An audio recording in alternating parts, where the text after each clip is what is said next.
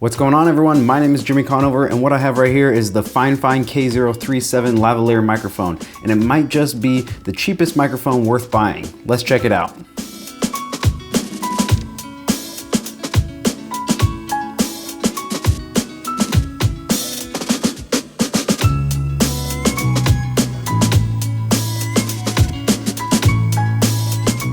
So the Fifine K037 is a lavalier microphone with a receiver to either plug into your camera or it can plug into any 1/4-inch input. In full discretion, the people at Fifine did send this microphone to me, but the opinions are my own. So what you get in the box is the transmitter, the receiver, the adapter to go from 1/4-inch to 3.5 millimeter, the lavalier microphone, and they send you a headset that I guess you'd use on stage, but I don't see why anyone would actually use this over the lavalier mic. The microphone is very easy to set up. You just take the transmitter, you press the on button and hold it until it turns on.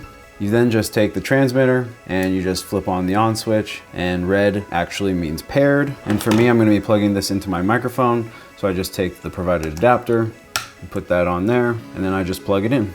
And then of course you take the microphone, and it's nice because it has an XLR type adapter, and you just push it right in, line up the tooth, and voila, we are in business. So the way I use microphones like this is during weddings. And normally during my weddings, I use a Zoom H1. If you're not familiar with the Zoom H1, all it is an audio recorder. So you buy the recorder, but you also have to buy a separate lav mic to plug into the side of it, and now you're gonna record audio.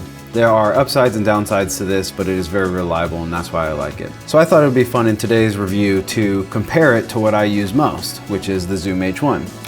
So I will put the Fifine K037 head-to-head against the Zoom H1 in 10 different categories: price, size, build quality, range, battery life, record limit, workflow, mounting options, quality, and some miscellaneous things I either like or don't like about either of these options. So let's get into it. Our first category is price, and the Zoom H1 comes in at $99.99, and you have to buy a lavalier microphone, which costs at least $30. So that's a total of $130. The Fifine K037 comes in at $29.99. I think you can even find it for $27.99 if you don't get that funky headset. So the Fifine wins this one. Next category is size. And although both of these sizes aren't ideal, they are about the same width. The height is a little bit different. The width is definitely different. I'd say the Zoom H1 is smaller. So the Zoom H1 wins this one. Our third category is build quality. Now both of these are built in pretty low quality plastic, but I would say that if I were to drop either one of these, that the Zoom H1 would break way easier, and I would imagine that I'd see pieces of this top shattering off. Now, the build quality of the Fifine isn't amazing, but there's certain things that I do like. Like I like how the headphone is somewhat of an XLR, and it has a button that you actually just push to pull it out. So therefore, it actually stays in there. So it does have some metal pieces in. And once it's in there, it's in there. That's not coming off. The plastic isn't that great, but I do feel that if it were to drop, I think it would just get some dings and scratches. I'm gonna give the point to the Fifine on this one. Build quality. Next category is record limit. Since the Fifine is plugged into my camera and I'm filming on a Sony a7 III, I have a 30-minute record limit. So therefore, the record limit of the Fifine is only 30 minutes. Since the Zoom H1 is just an audio recorder, the record limit is determined by the battery life and the size of your card. So technically, this has no record limit. So the Zoom H1 gets this one.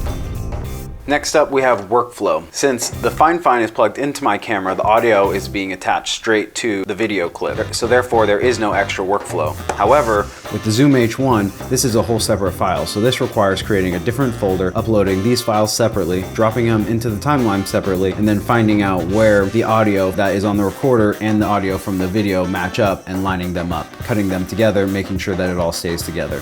So the Fifine takes this one.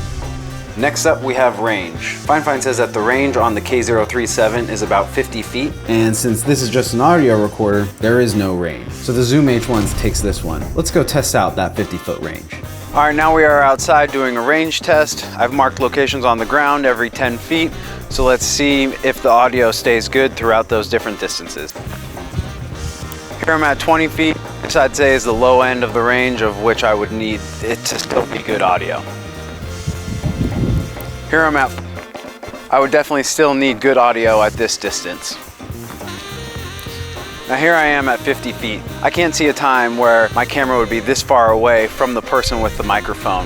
And even if my camera was that far back, I guess I could just have the microphone receiver on a closer microphone that's maybe on one of the sides. Now just to push the distance, here I am at 60 feet. Apparently this is out of the range. I guess we'll see when we get back in the studio.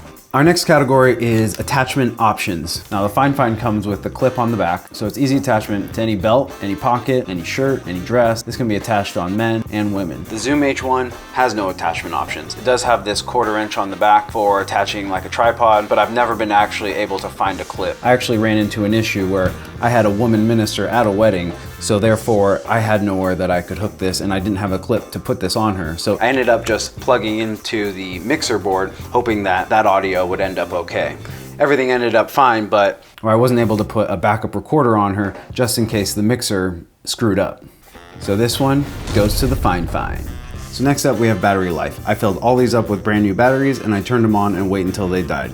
The K037 receiver takes 2 AAA, the transmitter takes 2 AA, and the Zoom H1 takes 1 AA. The transmitter did last 12.5 hours, however, the receiver only lasted about 3.5 hours, which obviously you can't have one without the other. I assume it's because they're 2 AAA. I'm not sure why they did that, but you're limited by this battery life. The Zoom H1 lasted 11 hours on 1 AA battery. That's pretty impressive for this little thing. So the Zoom H1 takes this one.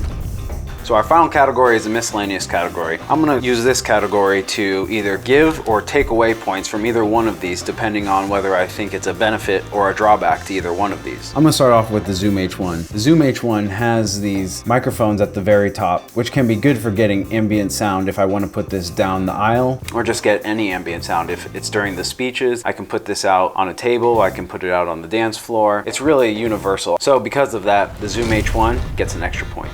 Something I really don't like about the Fifine receiver is that it has no mount for the hot shoe. So therefore when it attaches into my camera, it just hangs down on the side. I like to use a gimbal a lot and that won't fly. I think I'm gonna have to figure out a way to get basically a cold foot to attach onto the receiver, and that way I can attach it onto the hot shoe and it can stay put. That way I can use it whether I'm on a gimbal or a tripod, because right now you're pretty limited to just the tripod. So because of that, the Fifine gets -1. And the final test, which is obviously the most important test, is sound quality. Now, as you can see from the video, I've been switching back and forth from the Zoom H1 and the K037, and there's a huge difference in audio quality. The Zoom H1 has a much more fuller sound, and I would consider the K037 to sound a bit empty, in all honesty. And that's the most important thing out of it all. More important than size and workflow is audio quality. I would much rather deal with good audio quality and have to do a little bit extra work than just to skip a few steps and have the audio attached to the video clip. And just so you know that I've been keeping everything the same, I have the K037 audio right here, and I've had a Zoom H1 in my pocket underneath my shirt right here. So the microphones are in the same exact spot, recording the same exact audio. The only difference is this one actually has the windscreen on it.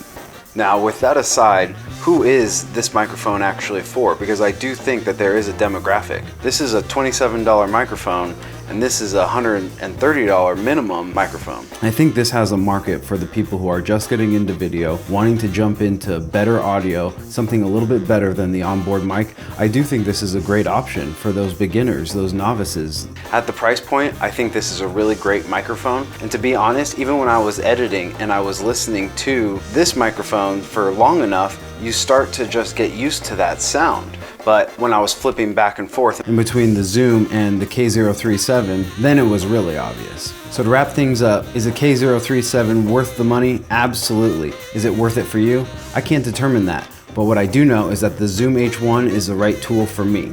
Well, that's gonna do it for me. My name is Jimmy Conover. Thanks for watching, and I'll see you in the next one.